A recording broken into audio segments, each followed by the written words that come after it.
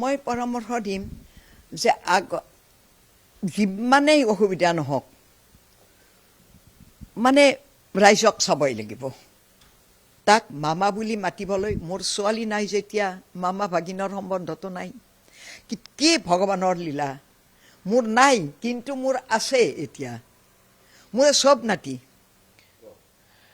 কাইলৈ অসমৰ কাৰণে এটা বিশেষ দিন কাইলৈ NDA নেতৃত্বত তৃতীয়বাৰৰ কাৰণে ৰাজ্য চৰকাৰখনৰ শপত গ্ৰহণ অনুষ্ঠান আছে আৰু মুখ্যমন্ত্ৰী হিচাপে ডক্টৰ হিমন্ত বিশ্ব শৰ্মাই দ্বিতীয়টো কাৰ্যকালৰ কাৰণে শপত বাক্য পাঠ কৰিব এনে সময়ছোৱাত আজি আমাৰ সৈতে আছে এগৰাকী গৌৰৱী মাতৃ চিনাকি কৰি দিয়াৰ প্ৰয়োজন নাই যদিও তথাপিও ক'ব বিচাৰিছো যে অসমৰ মুখ্যমন্ত্ৰী আৰু দ্বিতীয়বাৰৰ কাৰণে শপত ল'বলগীয়া মুখ্যমন্ত্ৰী ডক্টৰ হিমন্ত বিশ্ব শৰ্মাৰ মাতৃ আমাৰ সৈতে আছে আইতা প্ৰথমে আপোনাক ধন্যবাদ জনাইছো অকমান সময় দিছে আমাক আপুনি মৰমতে নিতুল বুলি মাতে আমাৰ সকলোৰে মৰমৰ বা সকলোৰে মামা বুলি মতা হিমন্ত বিশ্ব শৰ্মাক দ্বিতীয়বাৰৰ কাৰণে তেওঁ মুখ্যমন্ত্ৰী হ'বলৈ বা মুখ্যমন্ত্ৰীৰ শপত কাইলৈ ল'ব এই মুহূৰ্তত আপুনি তেওঁলৈ কেনে ধৰণৰ পৰামৰ্শ দিব বিচাৰিব মই পৰামৰ্শ দিম যে যিমানেই অসুবিধা নহওক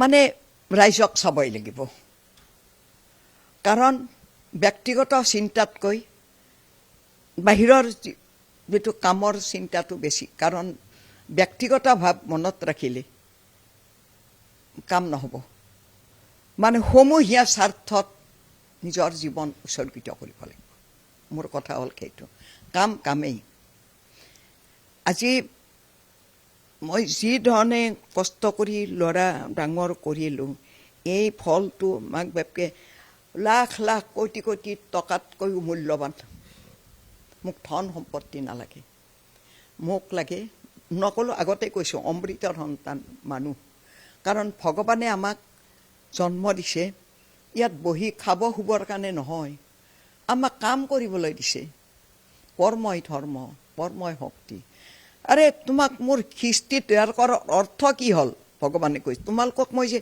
মোৰ অংশ তোমাৰ ময়েই তোমালোকৰ হৃদয়ত বহি আছোঁ গতিকে তাত কোনে খুৱাব নিজৰ কৰ্ম হাত দুখনৰ এই হাত ভৰি এই যিটো অংগ প্ৰত্যংগ এই অংগ প্ৰত্যংগবিলাক কামত খটুৱাব লাগিব কোনে খুৱাব গতিকে কৰ্মই ধৰ্ম ধৰ্মই কৰ্ম মহাভাৰতৰ যুদ্ধৰ এইটোৱেই মূল কথা কৰ্ম নকৰিলে কাৰো কাৰ্যসিদ্ধি নহয় যে হিমন্তই অভিভাৱক বা পিতৃ মাতৃৰ কথা শুনি কৰ্ম কৰিছে বৰ সুন্দৰ ফল পাইছে মই সকলো দেশৰ সকলো এৰিকে আৰম্ভ কৰোঁ যে কৰ্ম কৰা পৰৰ ওপৰত মোক দিবি মোৰ নহয় নহয় কৰ্ম কৰিলে আপুনি কৰ্মফল পাব গতিকে ভগৱানৰ লীলাধল সেইটো হ'ল তেওঁৰ উদ্দেশ্য যে মোৰ সৃষ্টিৰ মনুষ্য জন্ম এটা সময়ৰ কাৰণে হয় সীমিত সময় এই সীমিত সময়ত যিমান পাৰি ৰাইজৰ কাম কৰি ৰাইজৰ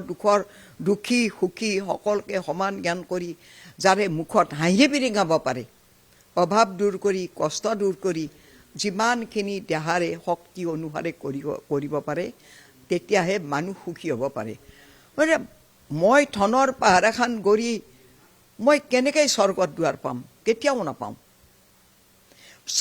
সমস্ত স্বাৰ্থ জলাঞ্জলি নি ভকতৰ অধীন যি ভক্তৰ অধীন ভগৱান এই ভগৱানৰ ভক্তৰ কষ্ট দেখিলে ভগৱান দৌৰ মাৰি আহে সেই ভক্তক ৰক্ষা কৰিব আহে তেওঁ সকলো বিপদ কাটি কৰি থৈ যেতিয়া বিপদত পৰি ভগৱান বুলি কয় ভগৱানে নিশ্চয় তাক আহি চাব যদি ভগৱানক স্মৰণ কৰে এতিয়া সত্য যুগ আহিব কলিৰ যুগত ধৰ্ম নাই ধৰ্ম মৰি গৈছে নাই কিন্তু ধৰ্ম আকৌ জি উঠিব সত্য যুগ আহিলে এইবোৰ হ'ল বেদৰ কথা গতিকে হিমন্তই আধ্যাত্মিকভাৱে ভগৱানক সাৰথি কৰি হৃদয়ত লৈ কাম কৰক কামেই ধৰ্ম ধৰ্ময়ে কৰ্ম কৰ্ময়ে ভগৱান এই বস্তুটো কৰিম খাম নিজে উপাৰ্জন কৰিম এই হাত দুখনৰ 5টা আঙুলিৰ মূল্য ৰাখিম যেনেকৈ 5 পাণ্ডৱ যুধিষ্ঠিৰ ভীম অৰ্জুন নকুল সহদেৱ প্ৰত্যেকটাৰে 5টা গুণ কাৰণ দ্ৰৌপদীয়ে বৰ লৈছিলে মোক 5টা গুণৰ পুৰুষ লাগে, এজন স্বামী লাগে। যে তুমিতো এটা মানুহৰ গাত 5টা গুণ নোপোৱা, ভাল গুণ। এয়াই দ্ৰৌপদী, 5টা আঙুলিয়াই দ্ৰৌপদী। এই প্ৰত্যেকটাৰ গুণ দ্ৰৌপদী, প্ৰত্যেকটাৰ এনেকুৱা স্বামী লাগে যেন কোনোবা ক্ষত্ৰিয় যুদ্ধ দেশৰ কাৰণে ভাবিছে, ক্ষত্ৰিয় যুদ্ধ কৰিছে, কোনোবা ডাক্তৰ কবিৰাজ অশ্বিনী আৰু অশ্বিনী কুমাৰৰ পুত্ৰ নকুল সহদেৱে চিকিৎসা শাস্ত্ৰ, তেওঁৰ নিজৰ লগতে যদি এই কৰ্মশক্তিৰ প্ৰতিভূ স্বামী, অৰ্থাৎ স্বামী মানে কি? স্বামী মানে এইটো এটাই, আমি গৈ আমাৰ জীৱনৰ অন্তিম সময়ত আমি গৈ ক'ত লগ হ'ম? পৰমাত্মা ভগৱান এটা স্বামী, পৰম পুৰুষ, পৰম আনন্দ স্বামী। কেইদিনমানৰ কাৰণে নৰমনিচৰ দেশত আহি এটা সময় বান্ধি দিছে। সেই সময়ত তুমি তোমাক এনেই পঠিওৱা নাই, পৃথিৱীত এনেই পঠিওৱা নাই। তুমি কাম কৰাগৈ, কাম কৰি তুমি কৰ্ম আদায়, কৰ্মৰ ফলত তুমি সুন্দৰভাৱে প্ৰতিষ্ঠা লাভ কৰিব পাৰিবা।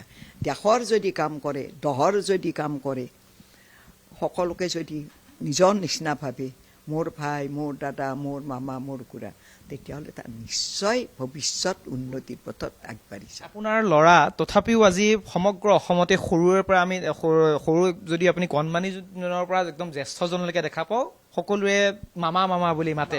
সেয়াই মামা, মই তাকেই কৈছোঁ যে মোৰ ঘৰত তাক মামা বুলি মাতিবলৈ, মোৰ ছোৱালী নাই যেতিয়া মামা ভাগিনৰ সম্বন্ধটো নাই। কি ভগৱানৰ লীলা, মোৰ নাই কিন্তু মোৰ আছে এতিয়া, মোৰ চব নাতি। তাক কোনোবাই মামা বুলি মাতা মানে সেই সন্তানটো মোৰ কি হ'ব? নাতি। মোৰ আনন্দই নধৰা, চবেই তাক মামা বুলি মাতা মানে মোৰ গোটেইকেইটা ল'ৰাই মামা হ'ল। সেই ল'ৰাৰ তুমি মোৰ ডাঙৰ ল'ৰাকো মামা বুলি মাতিব লাগিব, কথাটো সেনেকুৱা। নহ'লে মই ভাগিন, মই তাৰ সিহঁতে ভাগিন পাই গ'ল গোটেই জগতখনত। মোৰ কিমান পুণ্য, মই ল'ৰাৰ লগতে মই মোৰ নাতিও পাই গ'লোঁ সমগ্ৰ দেশত। আপুনি সৌভাগ্যৱান। যিহেতু আৰু এটা কথা সুধিব বিচাৰিছোঁ যে ৰাজনীতিৰ পথাৰখনত নমাৰ পিছতে ৰাজনীতিৰ পথাৰখনত বহু শত্ৰু থাকে, বহু মিত্ৰও থাকে, বহুতে সমালোচনাও কৰে, বহু প্ৰশংসাও কৰে। প্ৰশংসাৰে মানুহক যি ধৰণে উচ্চ শিখৰত ৰাখিবও নোৱাৰে, সমালোচনায়ো নিঃশেষ কৰিব নোৱাৰে। কিন্তু যি ধৰণৰ সমালোচনাবোৰ আপুনি কেতিয়াবা টিভিতে দেখা পায় বা আনৰ মুখৰ পৰা শুনা পায়, নিজৰ সন্তানক, যিহেতু যিমানেই তেওঁ মুখ্যমন্ত্ৰী হ'লেও নিজৰ সন্তান, যেতিয়া সমালোচনা কৰে, সেইবোৰ দেখি শুনি কেতিয়াবা মনটোৱে বেজাৰ কৰে। মনটো সাময়িকভাৱে লাগে, কিন্তু অলপ চিন্তা কৰি চাওঁ যে মানুহ এজন এই নৰমনিচৰ দেশত কিমান জাতি, কিমান সম্প্ৰদায়, কিমান জাতি গোষ্ঠী কিমান আছে। গতিকে এজন মানুহ কষ্ট কৰিবই লাগিব। মানুহৰ এইবিলাকত যদি মন দিওঁ, আৱেগিক হওঁ, তেতিয়াহ'লে মানুহ হ'ব নোৱাৰিব। হৃদয়খন ডাঠ কৰিব লাগিব যে মই কৰ্ম কৰি পাইছোঁ, মই যোনে যি কয় কৈ থাকক। সেইবিলাকো যদি উলিয়াই দি খন্তেকৰ কাৰণে বেয়া লাগে, কিন্তু তাৰপিছত হেলা ৰঙে জাৰি জোকাৰি পেলাই দিব লাগিব চব। নাই, মোৰ একো দুখ নাই, মোৰ ল'ৰা মানুহ হ'ব, সাহসী হ'ব লাগিব। নিৰ্বাচনৰ সময়ছোৱাত আমি দেখা পাইছিলোঁ যে হিমন্ত বিশ্ব শৰ্মা ডাঙৰীয়া 1:30 বজাতো যদি ক'ৰবাত তেওঁ ৰাজপথত গৈ তেওঁ ৰেলী কৰি আছে, পুৱা 5 বজাতো তেওঁ কোনো অনুষ্ঠানত গৈ তেনেকৈ উপস্থিত হৈছেগৈ। যি ধৰণৰ তেওঁ কষ্ট কৰিছে, দিনে নিশাই কষ্ট কৰিছে, তেতিয়া অন্য নহ'লেও মাতৃ হিচাপে পুত্ৰৰ মুখখন দেখিলে সকলোৱে বুজে। আৰে ভাই, এতিয়াতো বেমাৰ পৰিয়েই আছোঁ, গতিকে চিন্তাৰ কাৰণেই আজিলৈকে ভাল হ'ব পৰা নাই। চিন্তা থাকিবই, মাতৃৰ মনত চিন্তা। ভাল অৱস্থাটো একো বিপদ নাথাকিলেও, আজি মোৰ দ্বিতীয় ল'ৰা ডিগবৈ গ'ল, ট্ৰেনেদি গ'ল, মাত দি গ'ল, মোৰ গোটেই ৰাতি মোৰ টোপনি নাহিব, মোৰ চিন্তা এটা থাকিবই।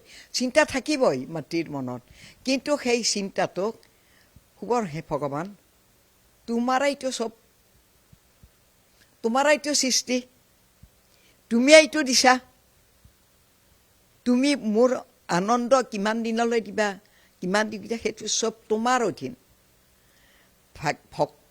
ভাগ্যৰ ওপৰততো কোনোৱে যুঁজিব নোৱাৰে। সকলোকে যদি হেলা ৰঙে চব দুখ সুখ চিন্তা ভাৱনা চব হৃদয়ত আবদ্ধ কৰি, এই ভগৱান তুমিয়েই বিপদৰ সবাই, বিপদ তাৰণ তুমি, বিপদ ভঞ্জন দেৱ, মোৰ সমস্ত জাৰি জোকাৰি প্ৰভু মই এতিয়া শুম, তুমি মোক ৰাতি টোপনি নাহে, কিন্তু এটা সময়ত গৈ সুন্দৰ হৈ টোপনি আহে। তেওঁ খুব ব্যস্ততা এজন মুখ্যমন্ত্ৰী হিচাপে ব্যস্ত হৈ তথাপিও হিমন্ত বিশ্ব শৰ্মা হিচাপে অতিকৈ ব্যস্ত আমি দেখি আহিছোঁ। আৰু এনে সময়ছোৱাত কেতিয়াবা তেওঁক ওচৰত বহি কথা পাতিবলৈ গাটোকে হাত চুই চাবলৈ তেতিয়া আমি কথা পাতিবলৈ মনো নকৰোঁ, ব্যস্ত। তাক জিৰণি ল'বলৈ, তাক সান্তনা কৰিবলৈ আমি চেষ্টা কৰিম। কিন্তু তেনেকুৱা সময়ত মই হয়তো একদিন দেখিছোঁ চোফাতেই শুই পৰিছে, ৰাতি 3টা বজাত মেডিকেলত চিভিল ড্ৰেছত গৈছে চাব, দেখি মনটো দুখ লাগে। কিন্তু মই কৈছোঁ যে মই যিহেতু ৰাইজৰ নামত দি দিছোঁ, গতিকে মই তাৰ ওপৰত অধিকাৰ সাব্যস্ত কৰিলে নহ'ব। ৰাইজৰ কাম কৰিবলৈ, ৰাইজৰ কাম কৰিব হৈ গৈছে, বেয়া কাম কৰিব যোৱা নাই নহয়, ভাল কামৰ কাৰণে গৈছে। আহে প্ৰভু, তুমি চাৰিওফালে চাবা তাক, সেয়া মোৰ কথা। আশীৰ্বাদ ল'বলৈ আহি থাকে আপোনাৰ ওচৰলৈ? আশীৰ্বাদ ল'বলৈ আহিছে প্ৰত্যেক দিনাই। তাৰ প্ৰথম যিদিনা নমিনেশ্যন দিব যাব সিদিনা আশীৰ্বাদ লৈ গৈছে। তাৰপিছত ইলেকশ্যনৰ ৰিজাল্ট যিদিনা ওলাব তাৰ দিনা আশীৰ্বাদ লৈ গৈছে। আৰু এয়া শপত গ্ৰহণ, প্ৰতিবাৰে শপত গ্ৰহণ অনুষ্ঠানত সদায় আছোঁ। গতিকে সময় সি বুজি পায় সেইটো, কোন সময়ত মোৰ আশীৰ্বাদ লাগিব। কাইলৈ আপুনি যাব? যাম বুলি ভাবিছোঁ, চাম।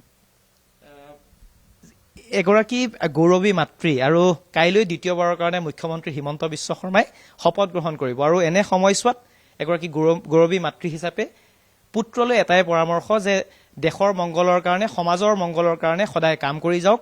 আৰু যি ধৰণে তেওঁক সৰুৰে পৰা যি ধৰণে লালন পালন কৰি আহিছে, যিবোৰ পৰামৰ্শ দি আহিছিল, যি ধৰণৰ উপদেশ দি আহিছিল, সেই উপদেশসমূহে যাতে সমাজৰ কাৰণে সদায় উৎসৰ্গিত হৈ কাম কৰে, সেই পৰামৰ্শ তেওঁ দ্বিতীয়টো কাৰ্যকালৰ কাৰণে এগৰাকী মাতৃ হিচাপে দিব বিচাৰিছে। ধন্যবাদ জনাইছোঁ পুনৰবাৰ।